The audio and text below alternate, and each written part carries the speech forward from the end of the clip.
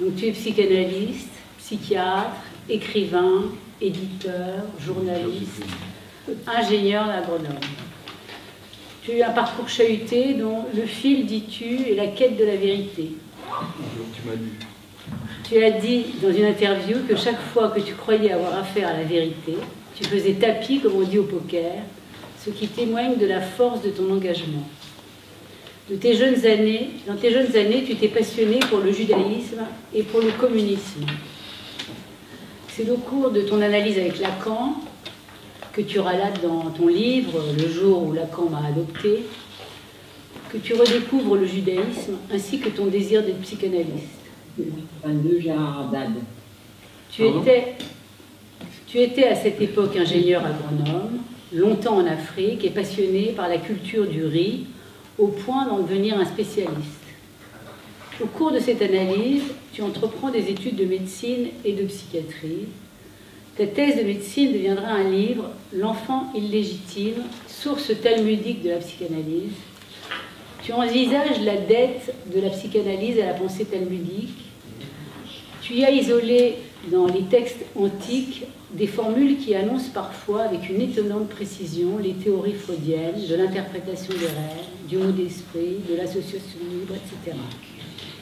Ta thèse de psychiatrie deviendra Manger le livre. À partir de l'examen des rites alimentaires, tu soutiens que l'être humain mange des mots matérialisés en écriture et organisés en livres, et que c'est cet acte originel qui détermine l'intégration de l'individu dans le groupe. Tu remets en question totem et tabou. Tu dis que le vrai père, c'est que l'on dévore, c'est le livre. Que les phénomènes humains, la civilisation, ne découlent pas d'un parricide inaugural. En effet, dans la Bible, il n'y a aucun parricide, dis-tu. Ce que nous dit la Bible, c'est que l'humanité découle du fratricide. Tu penses qu'avec Totem et Tabou, Freud a raté quelque chose et tu as introduit le complexe de Cain. Tu t'intéresses à la question du fanatisme, qui est souvent idéologique et pas forcément religieux, le bolchevisme, le stalinisme. Ça te conduit à relire la Bible, une fois encore, qui dit que la cité est fille du fratricide. Tu évoques que la Bible essaye de trouver comment s'en sortir par le haut en tempérant l'agressivité entre frères. Tu introduis ce complexe de Caïn en complément du complexe d'Oedipe. C'est d'ailleurs un des axes de travail de l'Institut Gérard Haddad que tu as créé en 2017. Nous avons créé. Avec quelques autres. Oui. Tu es aussi donc traducteur. Tu as traduit 7 ou 8 livres de Leibowitz, dont tu parles comme d'un maître, dont la rencontre t'a transformé. Et pour finir, tu as écrit un très beau livre en hommage à Antonietta, dans lequel tu témoignes de l'importance de la rencontre d'une femme pour un homme. Je crois que ce soir, tu as l'intention de parler de la jalousie sexuelle dans les difficultés du couple, donc je te laisse la parole. Vraiment, je te remercie parce que tu as déjà dit plusieurs choses que j'avais l'intention de dire. Je dois d'abord remercier. Cette invitation me touche beaucoup. Et sortir de notre association dont les travaux n'ont pas jusque-là passionné le milieu analytique, on a tort. Et j'ai trouvé ça tout à fait, m'a beaucoup touché et m'a beaucoup plu. Avec Ouchang, nous ne partageons pas seulement les initiales de notre nom, n'est-ce pas? Nous avons les mêmes initiales.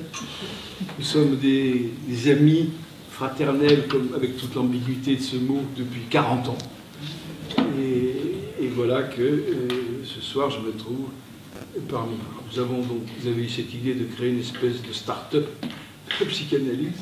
Nous avons aussi créé une autre start-up dans laquelle nous essayons de remettre en question, puisque notre ami regretté Mustapha Safouan, il y a quelque temps avant sa mort, avait dit « la psychanalyse est morte ». Je ne sais pas si vous avez entendu cette parole, parce que, disait-il, ça tourne un peu en rond. Moi, je pense que la psychanalyse est loin d'être morte, à condition de fonctionner comme une discipline qui se veut quand même si on a dit que ce n'est pas une science, mais quand même qu'il trouve dans la science un modèle. Si la science est un modèle, on doit être en mesure de mettre en question certains concepts fondamentaux pour les élargir, comme dans le domaine physique, Einstein a élargi Newton sans que Newton soit oublié. Alors depuis, je suis dans un trip théorique depuis 10 ans à peu près. C'est parti d'un lien très particulier que j'ai avec la Tunisie, qui a vécu des événements très importants depuis 10 ans, la fameuse révolution du jasmin. J'ai vécu là-bas à ce moment-là. Et j'ai été confronté à la question du fanatisme, du terrorisme islamiste, mais ce n'est pas le seul. Dans l'histoire humaine, il y a des terroristes variés. Et le début de ce parcours a été l'écriture d'un livre que l'éditeur a appelé Dans la main droite de Dieu, que j'aurais tout simplement appelé Psychanalyse du fanatisme. C'est étrange, le phénomène du fanatisme est peut-être le phénomène le plus grave de l'histoire de l'humanité, celui qui a coûté le plus grand nombre de vies humaines, avec aussi bien le fanatisme religieux dont on parle tout le temps, mais on oublie que les plus grands fanatismes du XXe siècle étaient des fanatismes nationalistes, avec le nazisme, et idéologiques avec le bolchevisme, avec le stalinisme. Donc j'ai fait cette étude que j'aime bien, moi, sur cette histoire de fanatisme.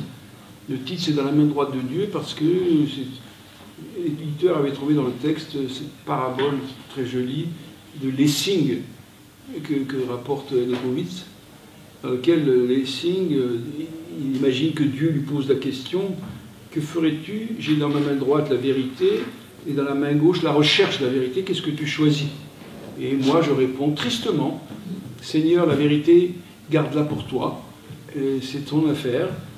Et c'est comme on dit aussi, la vengeance est au Seigneur et pas à nous. Donne-moi à moi la recherche de la vérité, car c'est la seule chose qui donne du goût, qui donne une raison de vivre. Et donc, à ce moment-là, j'avais écrit, c'est quand a éclaté ces horreurs du 13 novembre 1995, où, dans mon quartier, puisque c'est dans mon quartier, le Bataclan, j'habite à 50 mètres, aussi bien que dans d'autres restaurants et cafés, il y a eu ce massacre énorme, 150 personnes, enfin, des blessés, des gens mutilés, et puis psychologiquement des gens marqués à vie. Et j'ai été frappé, moi, dans cette histoire, par le fait que les terroristes étaient des frères. Également dans l'affaire de Charlie Hebdo, et du Cacher, là, du super Cacher, etc. C'était toujours des frères. Et ça m'a frappé, quoi. Et puis il se trouve que tous les attentats terroristes, comme ceux du 11 septembre, ont été faits par des frères. Ce phénomène m'a arrêté. Et petit à petit, un peu malgré moi, je veux dire, moi j'étais plutôt porteur de l'Oedipe, du père, de la fonction paternelle, à laquelle j'accorde toujours de l'importance. Mais cette dimension du frère assassin m'a arrêté, et petit à petit je suis arrivé à cette histoire de complexe de Caïn. Je ne suis pas le premier à avoir eu cette idée, puisque avant, un disciple à temps partiel, si je puis dire, enfin, ce disciple ne l'a pas été tout le temps, il s'appelait Zondi, avait écrit un texte qui s'appelle Le complexe de Caïn. Il est entré en dissidence avec Freud, c'est mal terminé entre eux, puis Zondi a été déporté à Bergen-Belsen, il a survécu, et il avait écrit un texte qu'il y a une petite école zondienne, je crois, à Bruxelles, et où on a traduit ces textes, si ça vous intéresse. Dans mon livre, j'en parle. Il a eu un fils qui a été de l'ami intime de Paul Celan. Et quand Paul Celan s'est suicidé, Zondi, qui était un très très grand critique littéraire, je me rappelle plus de son prénom, et qui était tellement lié à Celan qu'il s'est suicidé quelques temps après. Mais il a laissé une œuvre très importante, traduite en français. Il faudra que je m'y mette à la lire, mais j'ai ces livres dans ma bibliothèque. Et donc, je suis arrivé à cette idée que cette histoire de complexe d'Oedipe, dans cette réflexion que je mène, soutenue par un groupe d'amis qui forment cette association dont je vous parle, parce que je crois que sans eux, vous savez, Lacan disait, mon analyste maintenant, c'est mon public. C'est le fait qu'il y a un auditoire qui fait que, en quelque sorte, on est contraint, la réflexion est soutenue, elle est poussée, elle est même développée. Et donc, je remercie cette trentaine de personnes, dont certaines sont ici ce soir, que petit à petit s'est développée cette théorie du complexe de Cain, qui attend, que je commence à développer, mais qui attend encore beaucoup de développement. Et donc je dis que je vais jusqu'au bout en disant que le complexe d'Oedipe n'est qu'une variété du complexe de Cain. Dans ce parcours de réflexion et de lecture, je suis tombé, j'ai rencontré un auteur pour lequel je n'avais pas une sympathie galopante au départ, mais qui depuis m'intéresse beaucoup, puisqu'il nourrit de manière très très riche ma réflexion, qui est René Girard. René Girard, avec son maître ouvrage, La violence et le sacré, où on voit comment, chez lui, il avait déjà eu cette idée que la violence est une affaire de cette rivalité fraternelle qui est l'origine de la violence. Donc je suis en train c'est un work in progress, comme on dit.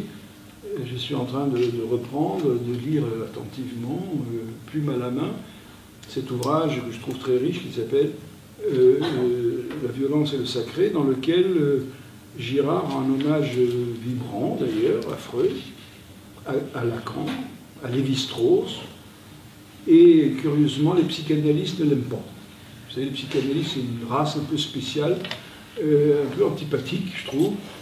Et je trouve que cet auteur mérite qu'on s'y arrête et qu'il y aurait beaucoup de critiques à lui faire. Et je vais tâcher de les faire pour ce soir, ici.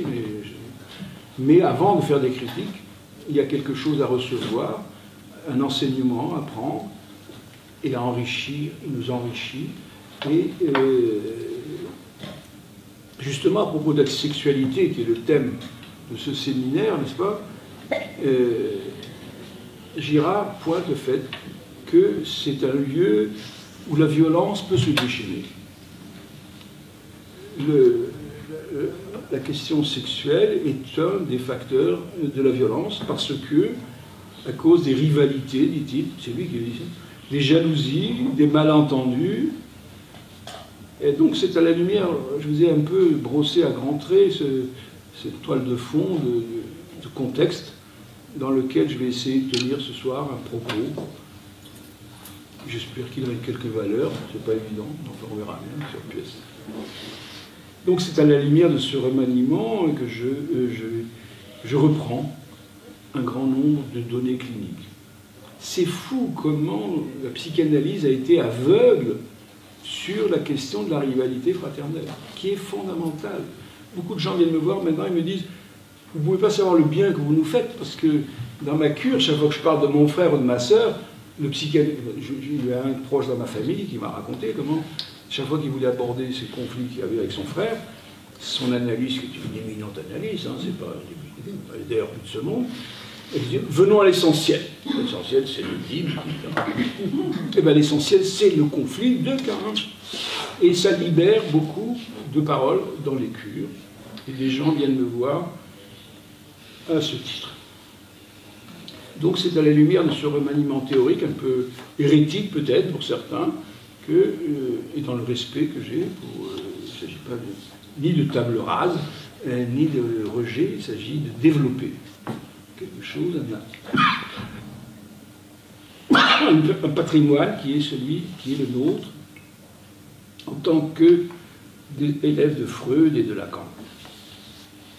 Ceci m'amène donc à reprendre certaines données cliniques à la lumière de ces quelques esquisses que je vous ai présentées. Et donc ce soir, je voulais vous dire quelques mots sur la sexualité des couples en tant qu'elle va mal, en tant qu'elle ne va pas bien. Parce que si elle va bien, restez chez vous, tout va bien. Je vais prendre... Je commence à tousser, là. Alors, je donnerai un titre à cet essai que j'ai fait devant vous, que j'appellerai... le titre serait « La question de l'ex ». La question de l'ex, aussi bien du côté masculin que du côté féminin. C'est un problème qui empoisonne la vie des couples. Ça arrive, ça peut-être pas tous, mais souvent. Et que souvent on a tendance à mettre sous le tapis, ouais, c'est pas grave. Hein, la vie c'est comme une commode avec des tiroirs, on ouvre le tiroir, on ferme le tiroir, on prend un autre tiroir.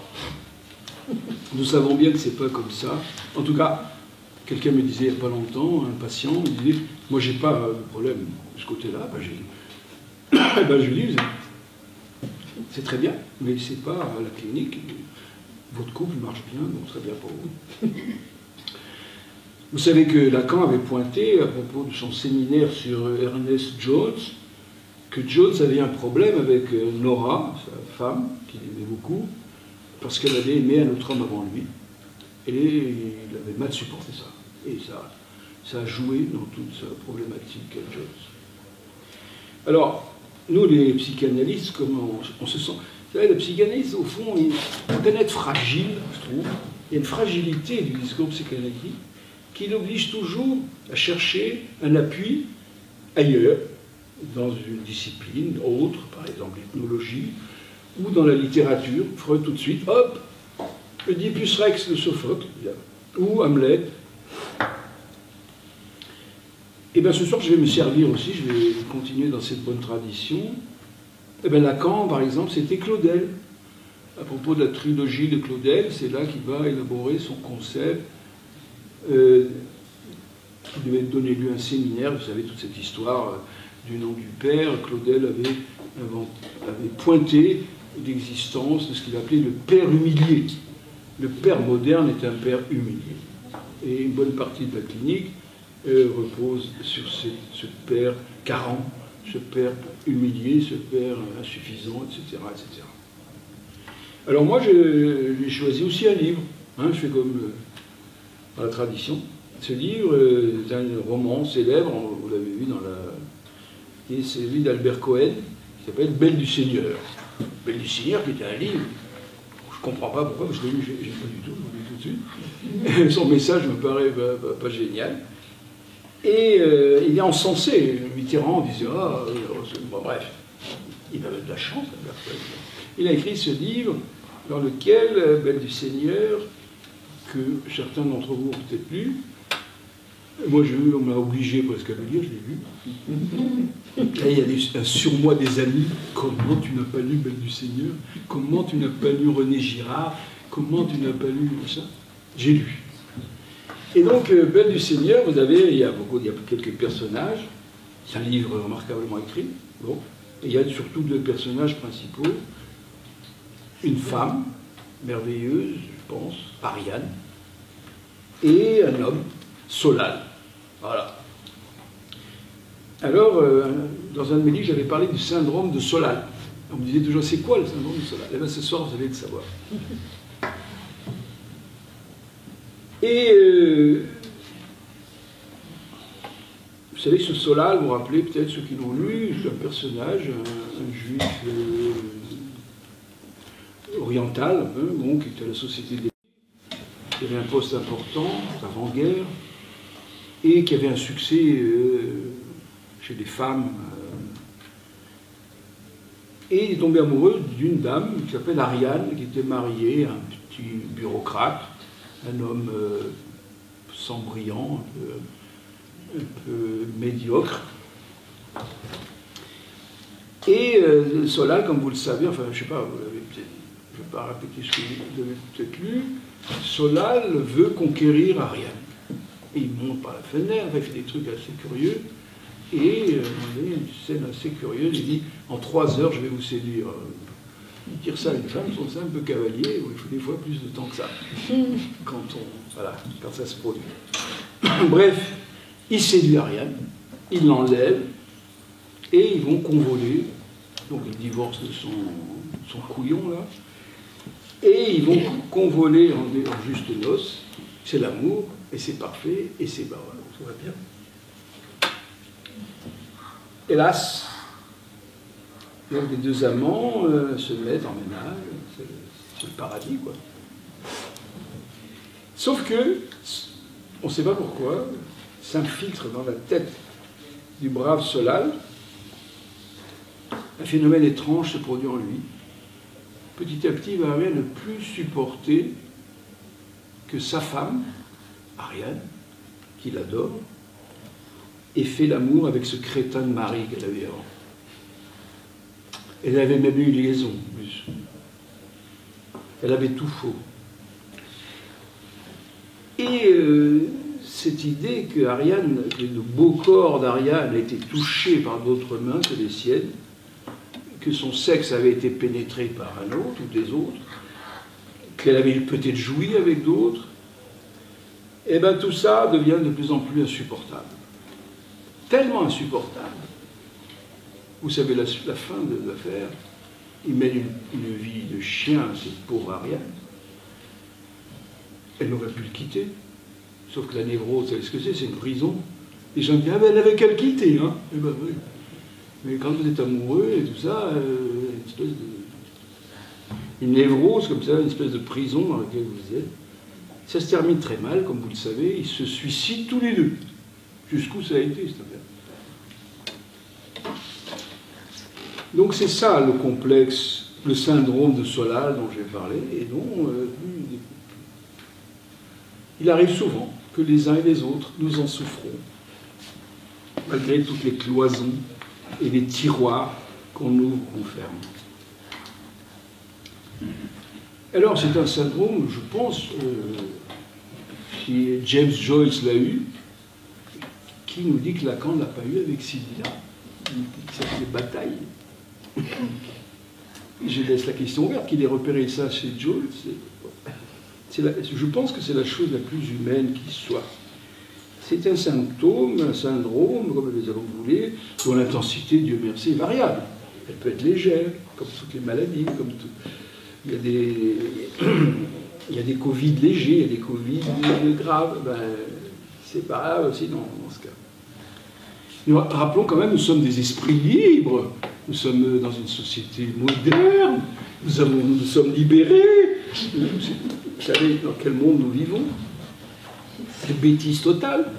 Et comment peut-on admettre telle chose? C'est pas digne de nous.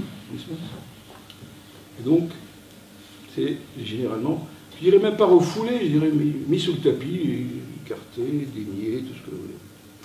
Nous sommes des esprits libérés et on ne peut pas admettre que nous soyons touchés par une jalousie rétroactive qui n'a pas de sens.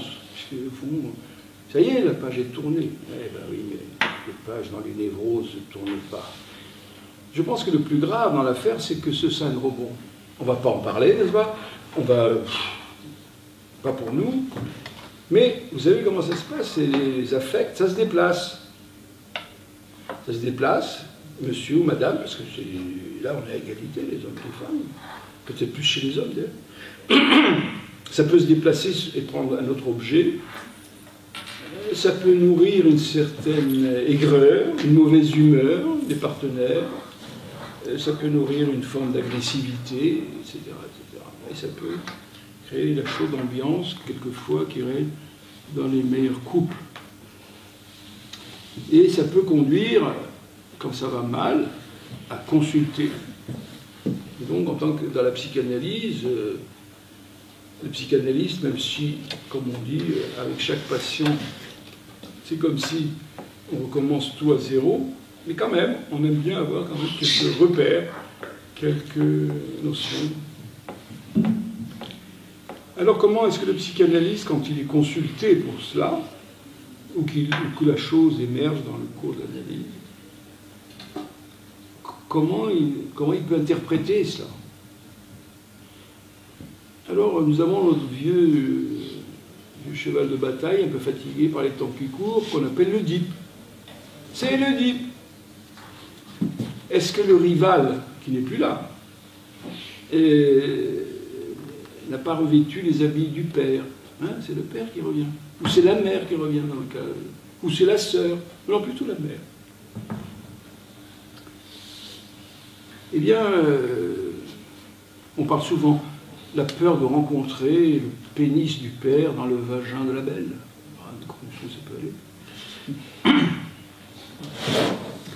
Moi, je pense que cette voie-là est une impasse. Cette interprétation-là me paraît conduire la cure en impasse. Soit on écarte le problème, qui va finir par revenir, soit il s'agit d'autre chose. Eh bien, ce quelque chose, c'est quoi? Je crois que l'ex dont je parle vient réveiller la vieille rivalité fraternelle ou sororale. Ce rival qui n'est plus là, et que peut-être, comme dans le cas d'Ariane, il déteste, elle n'a plus rien à voir avec lui, quand même, le spectre du frère rival revient. Bien que on peut avoir, vous savez, tout est surdéterminé, n'est-ce pas? Nous aimons bien ce concept. Il est clair que l'Oedipe peut venir apporter sa touche et sa note supplémentaire à cette rivalité. Je crois que la psychanalyse, comme je vous le disais tout à l'heure, elle a trop longtemps, attendez, je me suis perdu un peu dans mes pages, la psychanalyse a trop longtemps négligé cette dimension de la rivalité fraternelle, dont Girard a fait la base de ça.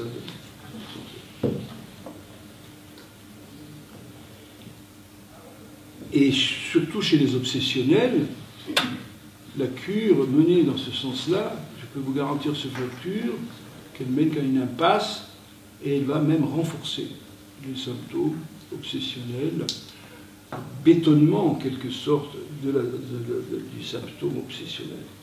Nous avons trop longtemps négligé cette dimension du complexe de Caïn, et qui, je pense que ce qui est marrant, c'est que cette histoire fraternelle, elle est comme le nez au milieu de la figure. Pensons à cette espèce de fascination de Lacan pour Saint-Augustin, pour cette fameuse page des Confessions où, combien de fois il nous a bassinés avec ça, où le petit Saint-Augustin, qui n'est pas encore saint, c'est que la question du saint qui se posait, elle se liait quand il a vu son frère tétant sa mère et qu'il en a, comme l'a dit Lacan, il en a eu les tripes à l'air. Et je vais vous raconter d'ailleurs une petite vignette clinique de ce syndrome de Solal chez un patient chez qui il était particulièrement aigu. Il fait un rêve un jour où il voit sa dulcinée, son épouse, faisant l'amour avec son frère. Et elle a le souffle court et elle prononce ces mots: « Je n'ai jamais joui autant que cette fois-ci. » C'est un rêve. Alors, nous savons que le rêve est la réalisation d'un désir, n'est-ce pas? Mais de quel désir s'agit-il? Alors, vous voyez, il y a tout un contexte peut-être aussi homosexuel, cette relation au frère étant une relation à la fois de rivalité, d'amour, et quelque part homosexuel. En fait, vous savez, Freud savait tout sur cette histoire de fraternité. C'est ça qui est extraordinaire. Si vous avez l'occasion de lire une lettre qu'il a écrite à Thomas Mann en 1936, Thomas Mann et Freud étaient de grands amis, et Freud n'était plus en très bon état. Thomas Mann avait écrit, venait de terminer Le jeune Joseph, et il a fait le voyage à Vienne, et il l'a offert à Freud. Et Freud, vous connaissez peut-être cette histoire, et Freud dit, hélas, je ne pourrais pas lire la suite, puisqu'il savait qu'il allait bientôt mourir, et il dit, permettez-moi de vous raconter une élucubration concernant Napoléon. C'est une chose peut-être assez connue, Il raconte que Napoléon, quand il était enfant, avait une haine féroce de son frère Joseph, aîné. Sauf que, comme il arrive toujours dans la fraternité, la haine initiale devient amour. Et l'amour va être aussi grand et aussi fort que la haine initiale. À tel point que, désormais, tout va être marqué par ce signifiant Joseph. Il va aimer une femme qui s'appelle Joséphine, et qui va le tromper joyeusement, mais il pardonne, lui, il est religieux avec des autres. Joseph, il va avoir une adoration pour Joseph, il le nomme roi d'Italie, alors que c'est un crétin, d'après Freud, c'est un imbécile complet. Il va en Égypte, la fameuse expédition d'Égypte, c'est toujours Freud qui parle. Il l'a faite parce que l'Égypte, dans la Bible, c'est le pays de Joseph. Donc, il va... Cette image du frère, et il termine en disant, il dit, mais alors, la haine initiale, elle n'a pas disparu, dit-il. Elle a été déplacée, dit-il, sur d'autres objets, et la haine du frère va être le moteur des guerres napoléoniennes, et il ajoute, s'il avait tué son frère, ça aurait épargné à l'Europe des centaines de milliers de morts. Alors, souvent on dit, quelqu'un me disait, il faut dépasser la haine des frères. Oui, à condition qu'on ne la déplace pas sur l'autre.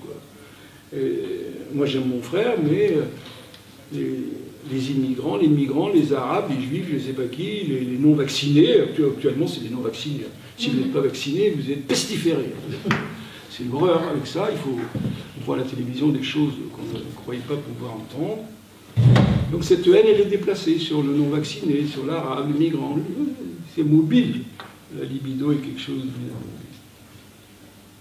Voilà ces quelques réflexions que je voulais vous faire. Je vais en rester. Je n'ai pas parlé longtemps, mais ça suffit. Il ne faut pas être trop bavard. Les séances courtes, on a connu ça.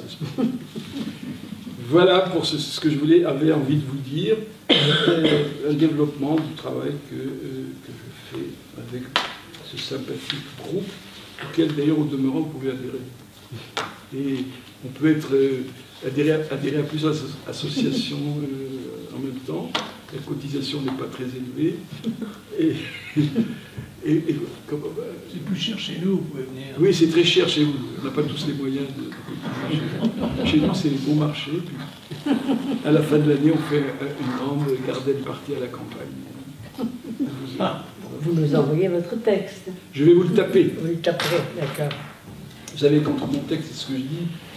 Non, je ne vais pas contre votre texte, mais... Non, je veux dire que je m'appuie un peu, mais je ne le lis pas, parce qu'il n'y a rien de plus ennuyeux que de lire son texte. Je dis ça toujours aux gens, surtout ne lisez pas votre texte. Mais il faut avoir un appui, voilà. Et de toute façon, pour qu'on puisse le mettre dans notre publication. Ne vous inquiétez pas, vous l'aurez. Hein? D'accord, d'accord. Je m'engage. D'accord. Merci. Alors, merci beaucoup pour votre travail, là. Et, alors, si vous voulez, moi, ce qui m'intéresse beaucoup, c'est que au mois de novembre, j'avais parlé de sexualité et des difficultés du désir et de l'amour de marcher ensemble.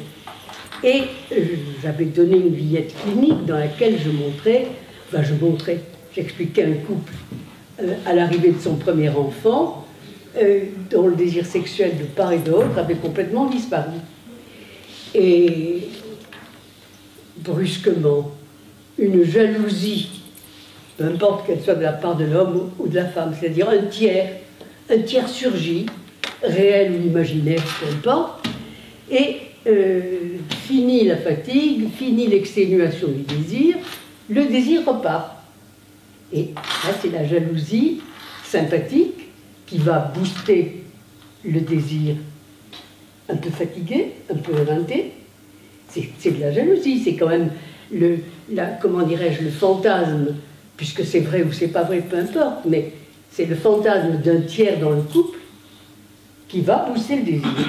Ça, c'est la jalousie sympathique qui érotise les couples, et donc beaucoup de couples jouent d'ailleurs. Jouent en inventant, en faisant croire, etc. Hein? Mais là, vous nous parlez d'une jalousie qui est une passion triste, destructive, Oui. Absolument destructive, et pathologique, une jalousie qui ignore le temps, surtout, une jalousie qui ignore le temps, et une jalousie, celle dont c'est Michel Montrelet écrivait qu'elle était branchée directement sur l'inconscient, celle qui témoigne d'une douleur physique et psychique, qui n'a pas de lieu où s'inscrire, et une passion jalouse qui vaut la poursuite infinie du manque. Alors, car ce qui frappe, me semble-t-il, dans la jalousie dont vous nous parlez, que vous nous décrivez au travers de la Belle du Seigneur, c'est que c'est l'intérêt, dis-je même la fascination portée au rival. C'est une fascination, on ne pense qu'à lui, il suit partout, il est là en double permanent, qui habite le... Enfin, il revient souvent, en tout cas. Qui revient souvent, qui habite le jaloux. Et par conséquent, il me semble que ce qui est important, c'est cet intérêt porté au rival, qui est inconcevable, inconciliable en tout cas avec la cohésion du moi, bien davantage que la perte d'amour. C'est le moi entier qui est secoué. C'est-à-dire l'intérêt exceptionnel que le jaloux porte à son rival fait de ce dernier un double qui le poursuit sans relâche. Et il me semble que cette jalousie-là, dont vous nous parlez, replonge le jaloux ou la jalouse, c'est pareil pour l'homme ou pour la femme. C'est un peu plus, peut-être répandu chez les hommes, ce type de jalousie. Parce que ça touche au narcissisme, nous le verrons, et que c'est plus... Parce que les femmes n'ont pas de narcissisme. Non, pas pareil. Je découvre. Si, bien sûr, mais c'est pas pareil. Ah bon? Oui, c'est pas pareil. L'amour propre est, il me semble, beaucoup plus vulnérable. C'est pas le même, disons, c'est pas le même. Hein? Il est différent. Voilà. Alors, la jalousie replonge le jaloux ou la jalouse dans un univers anobjectal, me semble-t-il, quand le moi n'a pas ou n'a pas encore de frontières ou de découpe franche. À l'effet, on a affaire avec une jouissance qui, par sa puissance de répétition, puisque le rival ou la rivale est toujours là, il y a une puissance de répétition importante, et par conséquent, ça effondre, me semble-t-il, sans cesse les limites du moi. Alors, le moi se voit littéralement débordé, privé de ses bords, dénué de frontières et librement ouvert au bouillonnement pulsionnel. Alors,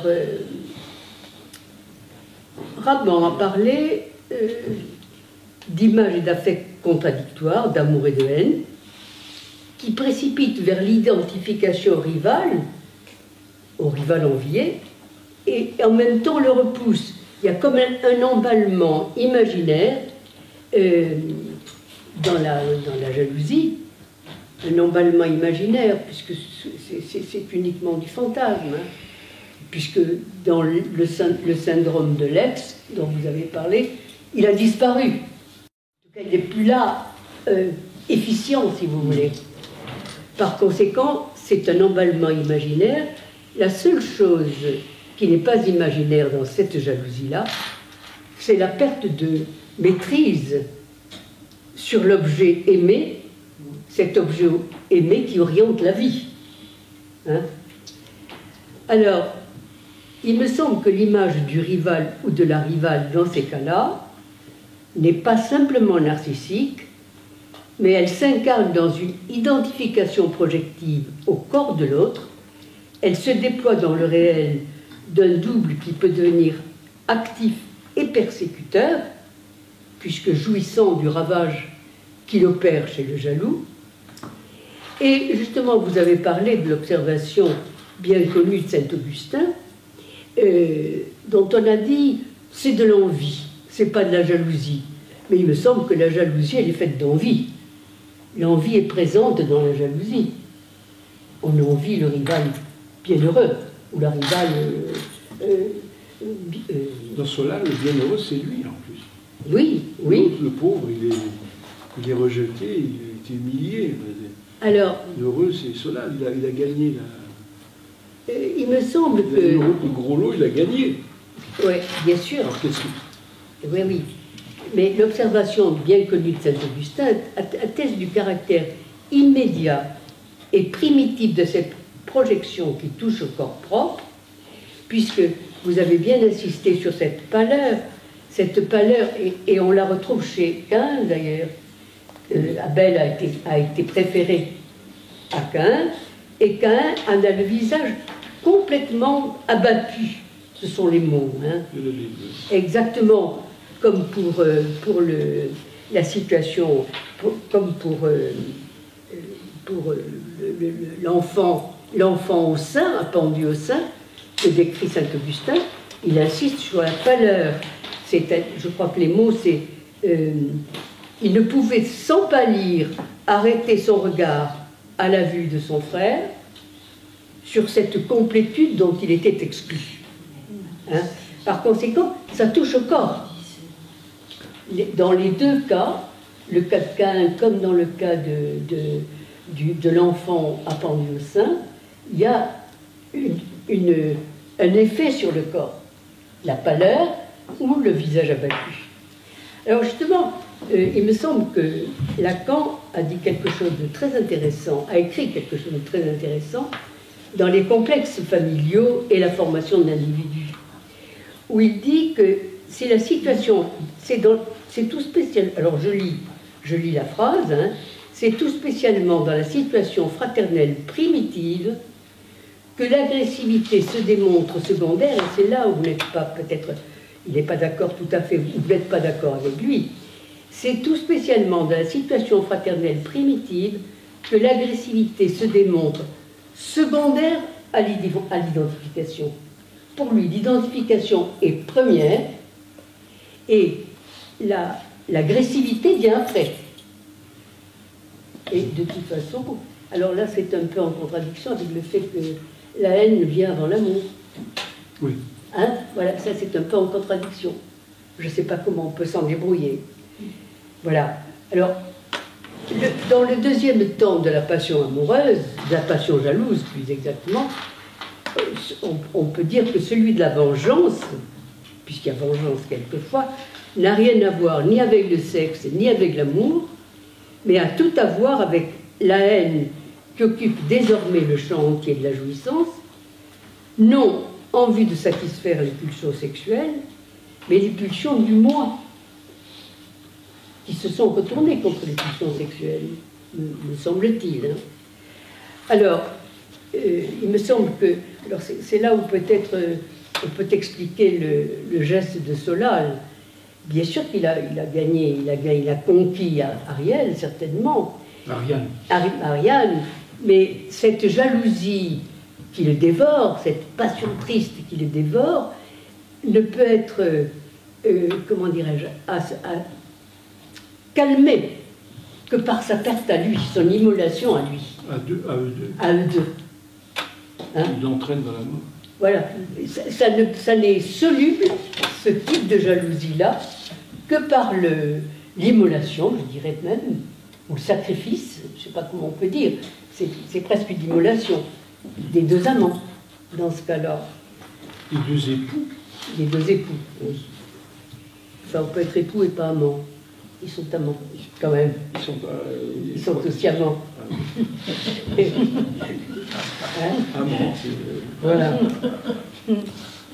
Alors, est-ce que, justement, c'est une question, est-ce que cette jalousie mortifère n'est pas à la source, enfin, ce qui explique cette jalousie mortifère, est-ce que ce ne sont pas les défaillances narcissiques primitives, les premières?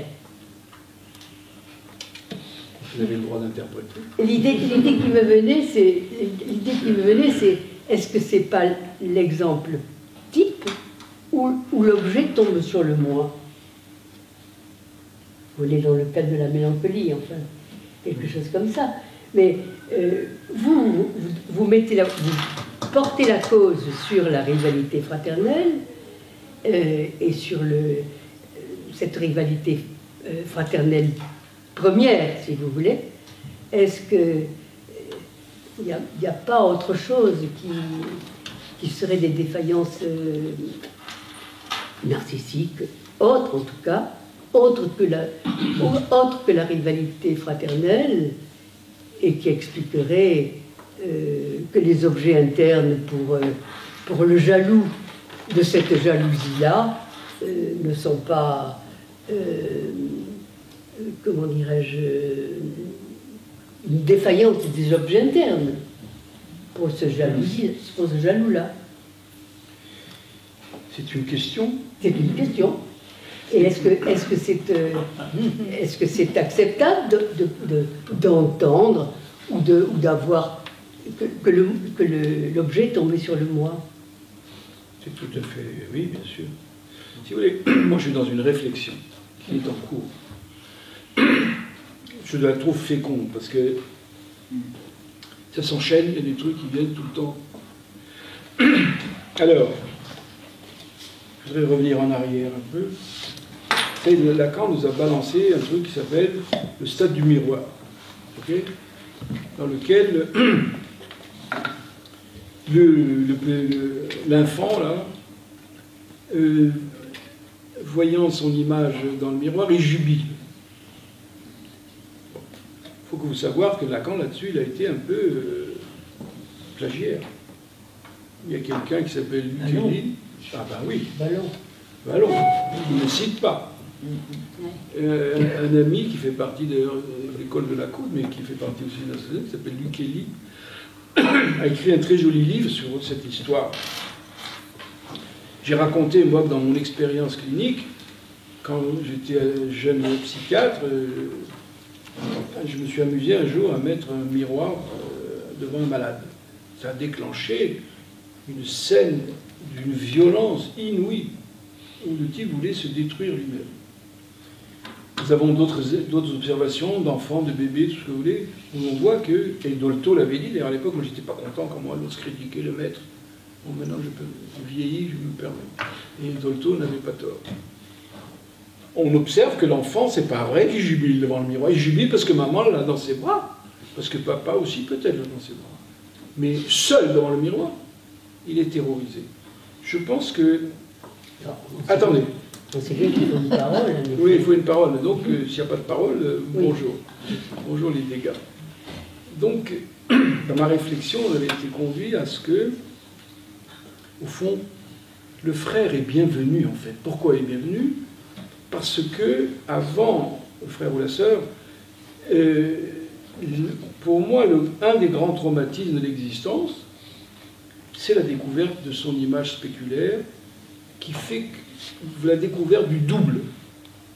La question du double spéculaire, Freud en a un peu parlé, n'est-ce pas, dans Heinrich et tout ça.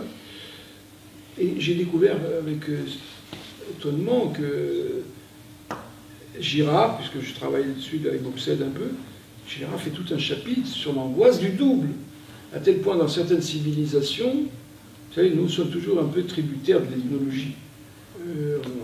On s'est servi de Fraser pour Totem et Tabou, on s'est servi de Lévi-Strauss, etc. Bon, il y a un lien un peu comme ça entre l'ethnologie et la psychanalyse. Dans certaines tribus, dès que des jumeaux naissent, on les tue. On ne supporte pas cette situation en miroir. Et donc, le frère vient incarner le double spéculaire. Et en l'incarnant, il modère. Il donne un côté concret. Moi, dans un de mes livres, j'avais 20 ans, j'ai eu des conflits très violents avec ce frère, et en même temps, je le remercie, parce que grâce à lui, il y a une dialectique qui a pu s'instaurer, une sociabilisation qui se fait à travers les frères et les sœurs, alors qu'avec le double, c'est la mort. Donc, je vais raconter ce rêve que j'ai fait pendant mon analyse, je reviens souvent à ce rêve, je trouve dans lequel je rêve, il y a mon père, il y a mon frère, à l'arrière-plan, et il y a devant mon double, un double, carrément, dans le rêve. C'est moi. Et je dis à mon père, papa, empêche-moi de le voir, parce que sinon je vais devenir fou. À quoi mon père, pour une fois il a une parole, pour une fois non, il y en a eu d'autres, hein. Il me dit une chose tout à fait marquante, il me dit, il n'en est pas question, c'est aussi mon fils. Donc s'il est son fils, il est aussi mon frère. Donc, cette question du double, qui touche au narcissisme, un narcissisme très très primitif, très archaïque, voilà la réflexion où j'en suis, moi, aujourd'hui. C'est plutôt ce traumatisme. Pendant un certain temps, vous savez, bon, un des thèmes sur lesquels je travaille, c'est le Darwin. Vous savez que Darwin est un des auteurs qui ont le plus marqué Freud. Et c'est comme ça qu'il écrit Totem et Tabou, auquel d'ailleurs Girard rend hommage. Alors que moi j'ai un petit peu souvent été pas très gentil avec Totem et Tabou. Lui il dit que c'est formidable. Bon. Darwin dit, il y a ce qu'il appelait le struggle for life. D'abord il y a l'agressivité. Premier chapitre de son origine des espèces, l'agressivité. Deuxième chapitre, c'est ce fameux lutte pour la vie, struggle for life.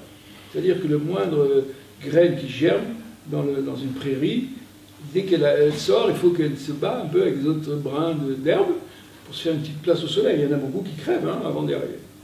Donc ce struggle for life existe aussi chez tout le monde, chez les animaux.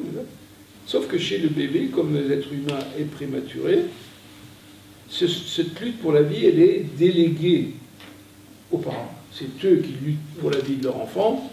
Ça ne veut pas dire que sa vie, c'est complètement pépère. Il a des coliques, il a des trucs, il a des maladies, des dents, machin. Bref, c'est pas le paradis forcément. Mais quand même, ce combat pour la vie, il est délégué au tuteur, à la mère, au père.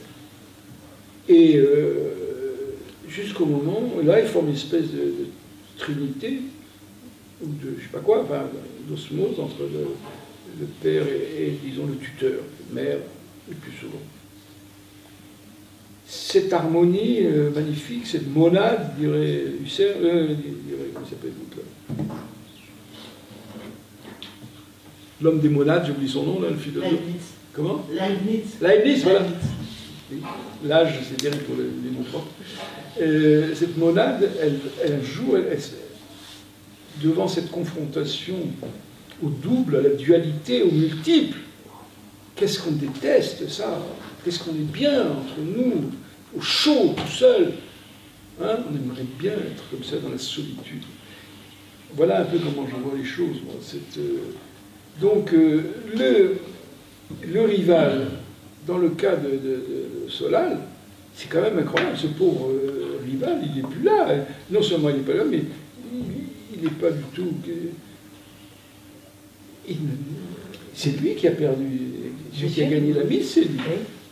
Et donc je dis, ça réveille, derrière le rival, c'est l'interprétation que je fais, c'est le frère. C'est le frère en tant qu'incarnation du double. C'est lui qui est en jeu. C'est lui qui vient, comme je n'ai jamais réglé mes comptes avec lui, sauf comme Napoléon, en allant massacrer 2 millions de gens en Europe. Moi, je n'ai pas tué 2 millions de gens en Europe. Et donc, le problème avec mon frère, je ne l'ai pas réglé. Et donc, dans le rival, dans la question amoureuse, la question sexuelle, c'est son fantôme. C'est pas le fantôme de Monsieur Machin, le premier époux d'Ariane. Moi, je dis, c'est le fantôme du frère de Solal. C'est une interprétation, c'est une hypothèse de travail. Je la fais avancer. Je n'ai pas fini avec elle. Et ça, je dis ça parce que c'est fou le nombre d'auteurs que nous devrions récupérer, nous les psychanalystes, parce qu'on est un petit peu trop dans le ghetto. Moi, je compare souvent la psychanalyse psychanalytique, si je puis dire, comme des poissons rouges dans un bocal. Ils tournent tous toujours la même truc, avec des petites nuances sympathiques ou pas. Prenons le cas de Michel Foucault, mais c'est extraordinaire de lire Michel Foucault, ses livres sur la biopolitique, là, c'est d'un enrichissement extraordinaire. J'ai souvent cité le cas d'une dame qui a écrit un livre récemment qui s'appelle Isabelle Stigler. Barbara. Moi j'appelle Isabelle, je dois avoir un fait pour une Isabelle. Je n'ai pas d'Isabelle dans ma vie. Des livres de Barbara Stigler, mais c'est vraiment... Il faut s'adapter, je vous assure. Ça a été un choc pour moi de lire ce livre qui s'appelle Il faut s'adapter. Voilà une femme absolument remarquable. Ils ne sont pas nombreux, les gens remarquables aujourd'hui. Hein. Certainement non. On a beaucoup de gens médiatisés qui nous racontent des conneries. Et de temps en temps, non, je ne citerai pas de nom, vous les connaissez comme moi. Nous devons, notre aventure à nous, dans notre petite association, c'est d'aller conquérir, récupérer. C'était ça la psychanalyse autrefois. Lacan, il se coltinait avec des tas de gens. Et ce renfermement sur nos petites institutions, c'est une catastrophe pour la psychanalyse. Là, l'ouverture on reprend Darwin. Il y a un personnage que j'aime beaucoup, que je lis beaucoup, qui s'appelle Didier Raoult, à Marseille. Son livre sur Darwin est un livre remarquable. J'essaye, moi, à mon titre, évitant ce washing brain auquel nous sommes soumis, de manière extrêmement intensive, nous abrutis tous, j'essaye comme ça de m'ouvrir sur tous ces textes formidables, toute cette richesse intellectuelle qui n'est pas au premier rang médiatisée, quoi. Voilà le travail que j'essaye de faire. Je ne suis pas seul. Alors, cette histoire du frère est d'autant plus... Elle est fondamentale, du sœur ou de la sœur. Que les familles, les parents empêchent l'expression de la jalousie. Les familles empêchent l'expression de la jalousie. Entendez-vous bien? Oui, mais demandez-moi qu'il fasse d'autres. Mais si j'ai des enfants, je dirais pareil. Hein. Il ne faut pas non plus délirer. Je ne vais pas dire à mes enfants, tripez-vous. Pas battez-vous, mais laissez le libre cours à la rivalité.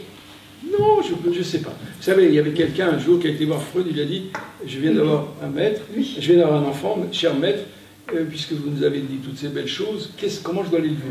Il dit, élevez-le comme vous voulez. De toute façon, ça sera mal, mais c'est pas si mal, puisque depuis des millions d'années, les hommes, ils élèvent leurs enfants comme ils peuvent. Donc, et puis en plus, le problème, c'est quand les enfants... Voilà.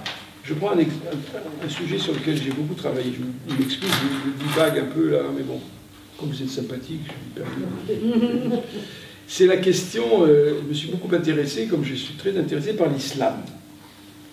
L'islam est une religion fraternelle. L'islam repose sur la fraternité. Si bien que c'est une religion instable. Parce que la relation fraternelle, elle est fragile. Elle se transforme en amour excessif, mais aussi en haine féroce. Vous devriez vous intéresser beaucoup à l'islam. C'est une richesse, vous n'avez pas idée. C'est d'une complexité d'abord, incroyable. Entre les chiites, les sunnites, les 4 écoles coraniques, les machins, d'un pays à l'autre, d'un courant à l'autre, et c'est l'actualité très importante. N'en faisons pas comment on appelle ça, des boucs émissaires, ce qu'une espèce d'abruti essaye de faire aujourd'hui en politique, malheureusement avec pas mal de succès. Je pense que la psychanalyse devrait parler. Le problème que j'ai eu, moi, quand il y a eu ces fameux terrorismes, c'est épouvantable ce qui s'est passé à Paris. Et pas seulement à Paris, à Nice aussi, il y a eu des trucs. Mais vous vous rendez compte? Qu'est-ce que nous, à psychanalystes, on peut dire de ça? On va sortir notre vieux complexe de Oedipe complètement rouillé, mais ça ne colle pas, ça ne dit rien. Alors que je pense que mon caïnisme, lui, il dit quelque chose. Si bien que c'est entendu, mon livre était traduit tout de suite en arabe. Curieux, hein? C'est traduit en arabe, au Liban. Il était aussi traduit en Algérie. Donc, moi j'ai mis un des axes de mon travail, si vous voulez, le dialogue avec la civilisation musulmane. Justement, nous faisons un colloque en 20 mois à Tunis, avec des gens, des Tunisiens, psychanalystes ou pas. Moi, je m'en fous. Vous savez, je n'ai pas une grande sympathie pour les analystes. Moi, je m'intéresse des gens intéressants. S'ils sont analystes, il y en a. S'ils sont analystes, tant mieux. S'ils sont philosophes, tant mieux. Ce qui compte, c'est en quoi ça peut nourrir la vie intellectuelle et dire quelque chose sur les tragédies que nous vivons. Nous vivons une époque tragique, mais elles sont toutes tragiques. Et la tragédie spécifique de notre temps. Nous vivons dans un pays qui est en train de s'effondrer. Il faudrait qu'on en dise quelque chose, non? Et voilà, nous sommes dans une civilisation qui est en train de s'effondrer, qui vit ce que notre Girard appellerait la crise sacrificielle, il appelle ça. Donc toutes les différences sont gommées, curieusement, c'est là que la violence explose. Et c'est ce qui nous arrive politiquement, sociétalement. Ce gommage des différences annonce dans ce pays une crise d'une gravité extrême. Voilà. Au moins ce soir, on aura dit ça. Peut-être, oui, la salle. Une petite réflexion. Je reviens un peu en arrière sur Saint-Augustin. Oui, je vais enlever mon masque. Parce que là, on n'entend plus rien. Voilà, pardon. Alors c'est vrai qu'il y a la fameuse scène des confessions avec voilà, jalousie, envie. Bon. Et dans La Cité de Dieu, Augustin réanalyse Caïn et Abel. Et en fait, dit explicitement, en fait, il n'est pas très girardien, Saint-Augustin, il dit c'est pas du tout de la rivalité pour avoir la même chose, hein, par exemple Caïn et Abel qui même oui, ça c'est.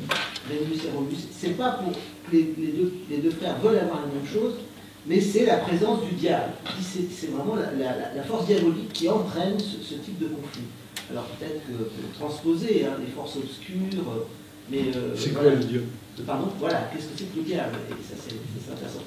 Autre petite réflexion, il faudrait peut-être après relire Un amour de Swann, etc. aussi. Oui. Ça serait intéressant de mettre en parallèle la jalousie chez Cohen et la jalousie chez Proust. Parce que quand même, là aussi, c'est quelque chose. Ben oui. Là, j'ai un ami tunisien qui est assez étonnant, qui s'appelle Hatem Bourir. Il m'a signalé l'existence d'un livre de Philon d'Alexandrie, qui s'appelle Caïn. Le thème du Caïn, c'est curieux que la psychanalyse n'ait pas accordé son importance, puisque vous avez un auteur majeur qui s'appelle Albert Camus, dans L'Homme révolté, qui est un livre, un merveilleux livre, hein, qui dit « Nous sommes tous les enfants de Caïn ». Donc toute cette thématique fraternelle, alors il y a souvent on me sort la frérocité. Ah oui d'accord, amour, comme ça, tout ça là. Là, j'ai jamais retrouvé dans quel séminaire Lacan parle de frérocité. Je sais qu'il y a eu un colloque avec une fille qui s'appelle, peu importe, la salle. Bon, ils ont fait un colloque que j'ai appelé la frérocité. Mais Lacan a parlé, il y a un paragraphe dans un séminaire où il dit la montée de la rivalité fraternelle, ça le conduit au racisme. Comme ça, mais c'est 4 lignes. Mais ça mérite des bouquins. On se contente de 4 lignes. Ils ont eu peur, la psychanalyse a eu peur. Vous savez que Adler, un des premiers, a dit à Freud, mais maître, c'est bien, lui dit, oui papa, tout ça c'est important, mais les frères, ah non, il ne faut pas en parler. Et ben, ça fait la première scission. Il y a eu le cas Zondi, et voilà, et moi j'appelle à ce qu'on se penche sur cette question en étudiant un certain nombre d'auteurs qui ont travaillé là-dessus. Camus, je parle de Camus, Camus, ce livre-là, c'est extraordinaire. J'ai lu il y a un an ou deux, là. C'est un choc. L'homme révolté, nous sommes tous des enfants de Caïn. Il n'a pas dit nous sommes tous des enfants de Dieu. À côté, il y a Antigone. Hein? À côté, il y a Antigone. Ben, Antigone, qu'est-ce que c'est Antigone? Il y a 2 frères qui se tuent. Exactement. Elle essaye de faire. Bon. Et d'ailleurs, un des textes que les analystes aiment, le séminaire de Lacan, sur Antigone, on l'oublie? Non, j'ai dit à Ismène, la sœur. Ah, Ismène, oui, on l'oublie, c'est vrai. C'est pourtant une des premières. Elle, c'est une lâche, elle s'est défilée, partie. Qu'est-ce que je disais? J'ai oublié. Je vais parler de quoi là? Ah oui, Hamlet. Hamlet. Ah, Hamlet, c'est le complexe d'Oedipe. Arrêtez, relisez Hamlet. Le début, c'est quoi? C'est un frère qui tue son frère et qui épouse sa sœur, sa femme. Et le pauvre neveu, là, et le pauvre chéri, qui a sauté sur les genoux de tonton, il faut qu'il aille. C'est donc le complexe d'Oedipe, mais non.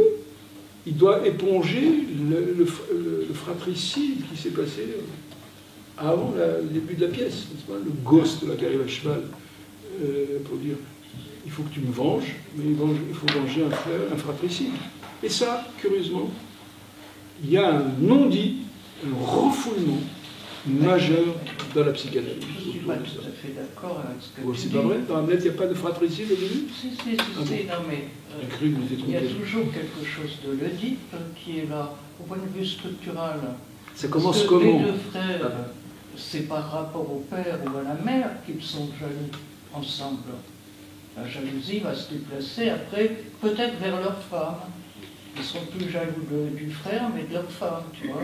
Donc c'est toujours quelque chose par rapport au père et à la mère. Je n'ai pas saisi dans Hamlet où est le père. Pardon? Quand le personnage là, tue son frère dans Hamlet, où est le père? Oui. C'est un fratricide. Pourquoi se compliquer la vie? Oui, C'est mais un c'est pas parce que Ça c'est- commence comme ça. La Bible commence par un fratricide. Il faut arrêter de tourner en Sarah et côté. Agar, tu vois un peu? Comment? Sarah et Agar. Sarah et Agar. Oui, c'est deux sœurs qui se elle, haïssent. elle met Agar dehors. Elle C'est pas veut jalousie, sa elle est mort. très jalouse, ça. Oui. Bon, c'est pas, Elle est plus que jalouse, elle est meurtrière. Parce que si Ah bah vous oui, le savez, elle on l'envoie dans le désert avec désert. une petite outre. Et un bébé, un gosse, il savait très l'outre d'ailleurs, elle va durer quelques heures et après, heureusement que Dieu intervient et dit attendez, il y a une source par là. Moi j'ai écrit un livre sur l'histoire d'Ismaël et Isaac, qu'on a voulu en faire des ennemis. Je montre qu'il n'y a pas une trace dans le texte biblique qui parle de rien, au contraire, c'était des bons amis. Mon travail s'insère aussi dans cette lutte contre le nationalisme. Mon cher maître Leibowitz disait « Le nationalisme est le plus court chemin vers la barbarie ». Il faisait que citer un auteur autrichien qui s'appelait Grillparzer. Pas très connu, mais bon, il a eu son petit héros historique. Et donc, cette lutte, cette mise à nu de la rivalité fraternelle et tout ça, c'est justement, pour moi, la lutte contre le fanatisme, contre cette haine qui se multiplie. Il n'y a aucune raison de nous haïr. Il y a des raisons, mais enfin, de là jusqu'à le meurtre. Voilà. Je pense qu'en levant ce refoulement, parce que c'est un refoulement, que nous, analystes, nous avons entretenu, et que j'ai la fierté de lever. Je peux me tromper, mais je prends ce risque. Je crois qu'on va rester là. Non ? Ok, merci en tout cas. Merci, c'est tout à fait intéressant. J'ai pas été peut-être, j'ai pas satisfait le désir de Houchant qui voulait du sexe. Du sexe cru. Peut-être qu'il y avait des questions qui venaient de... Ah bon? Ah oui. Ah oui. Il faudrait Regardez s'il y en a. Si quelqu'un... Il y a une douzaine de personnes, là. Peut-être que quelqu'un veut poser une question. Quelle question? Peut-être que quelqu'un qui est là On va poser une question. voudrait poser une question. Eh bien, qu'il la pose. Voilà. Je suggère que si des gens dans la salle vidéo veulent s'exprimer, peuvent le faire tout de suite, parce qu'après Gérard Haddad s'en va. Il est fatigué. Il ne répondra plus. Si, il répondra une autre Une autre invitation. fois. Une autre fois. Un autre Donc, livre. quelqu'un veut-il prendre la parole depuis Zoom? Non. Personne ne veut prendre la parole. Voilà. Donc, du coup, je vous laisse partir. Merci. Bon, alors, cette thèse-là, elle se trouve résumée dans ce livre. Ceux qui ne l'ont pas pourront toujours l'acquérir. J'ai l'héritage de marchand de tapis. Donc, Ah oui. il n'y a pas que les Iraniens qui font des affaires. En tout cas, c'était très sympa, je vous remercie. Merci beaucoup. Merci. Non, mais on se remercie.